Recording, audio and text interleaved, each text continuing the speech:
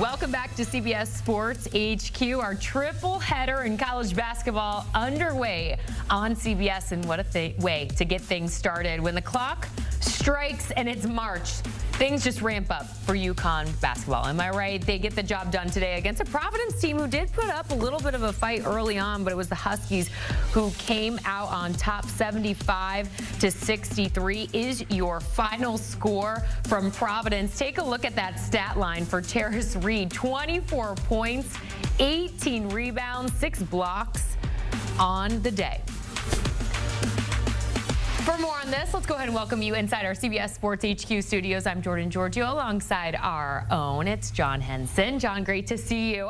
Let's go ahead and start with your initial takeaways, and I want you to begin with the play of Terrace Reed. Terrace Reed, we talked about before the game, UConn needing to bring guys along because you're relying on a freshman in Liam McNeely to carry you, and that just doesn't work in college basketball.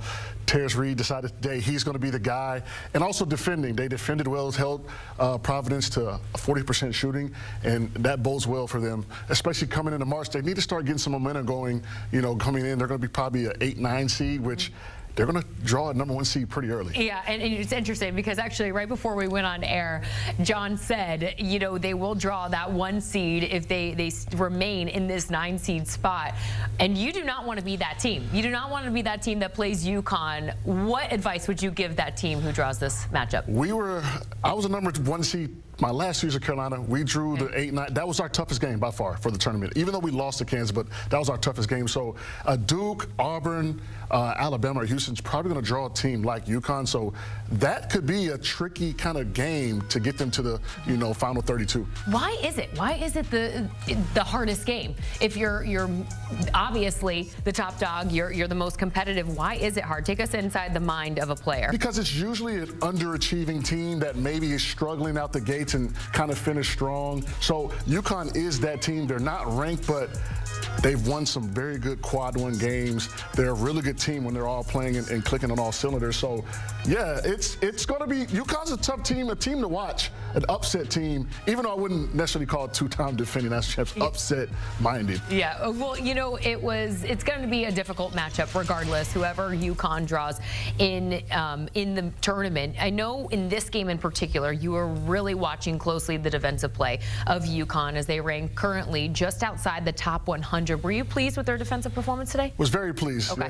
They held them to 40% shooting. You're usually going to win the games where you hold a team at 40 or under. So they pulled away late. Providence made a concerted effort to try to win this game, but UConn showed their mettle down the stretch and got the victory on the road at that. Yeah, okay, so we were surprised watching this game a little bit. Early on, obviously, the score speaks for itself down the stretch, but were you surprised with how Providence was actually able to put up a fight in this one and stay in this one? Providence, if you look at their scores, they usually put up a fight. They're a team, they're depleted, injuries. I mean, one of their players got injured in a hit and run. Their best player, Bryce Hopkins, he's out with his knee injury. So Kim English is trying to hold it all together, and they put up a valiant effort today. I would not be upset if I'm Coach Kim English. I think they're preparing for next year, and the guys they have playing are fighting for minutes and potentially NIL money next year. So that's a whole new aspect. Yeah, it definitely is. Different than when you played, but very interesting to watch.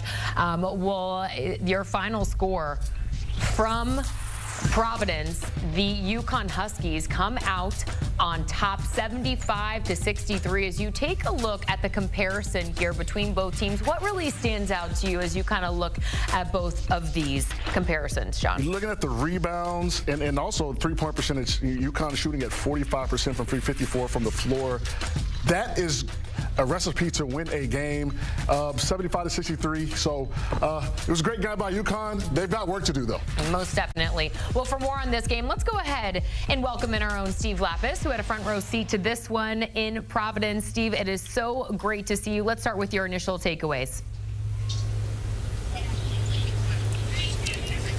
Well, first of all, UConn is really good, especially when they get that kind of play out of the middle, because they do have guys that can shoot the ball. Caravan is starting to come back around again, which is very important for them. And defensively, they were very good because they shut down the two Providence guards who were their big scorers, Bensley Joseph and Jaden Pierre. So you got to give UConn a credit, and maybe they're starting to get into what they need to do, because as I had told Danny Hurley, we had talked about, they had only won 2 games in a row once since January before today. Now they've won 2 in a row, beat Georgetown and Providence. So this is the kind of consistency they need to work on. And if they could put it all together offensively and defensively like they did today, now granted, this is a hurting Providence team. They've got guys out with injuries. But if they can put that together, UConn, they can go on another run. Hey, well, Steve, something's in the water when it comes March. We know that for sure. Will UConn, a projected 9 seed heading into today's game, according to CBS Sports bracketology, against Providence? So what is their outlook for UConn as we eye the tournament?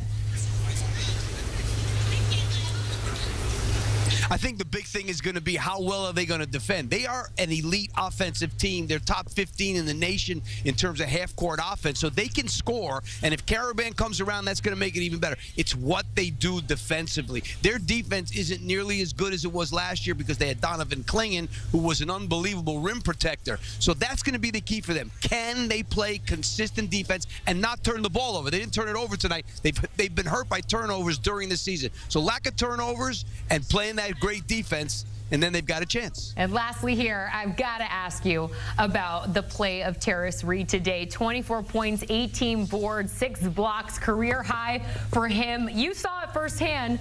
How impressed were you? Very impressive. I mean, I've seen Terrace Reed play a lot over the last couple of years. I saw him in Michigan a lot. Saw him obviously here. And he has tremendous talent.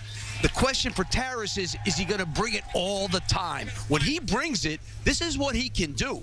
And I think this is the type of thing that I know, and he's played great lately at 20 against Georgetown their last game. So maybe he's starting to come into his own and really find what he needs to do. And that would be a big plus for UConn if that happens. Most definitely. And how lucky are we to get to watch him year after year.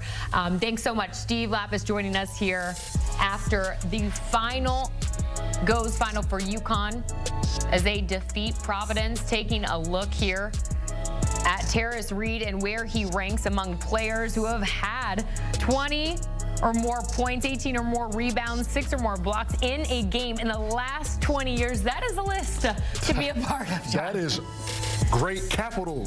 Most definitely. Good company. Very good company. More from us on the other side when we return with more CBS Sports HQ. We will have full highlights from this one. UConn defeats Providence. More from us on the other side.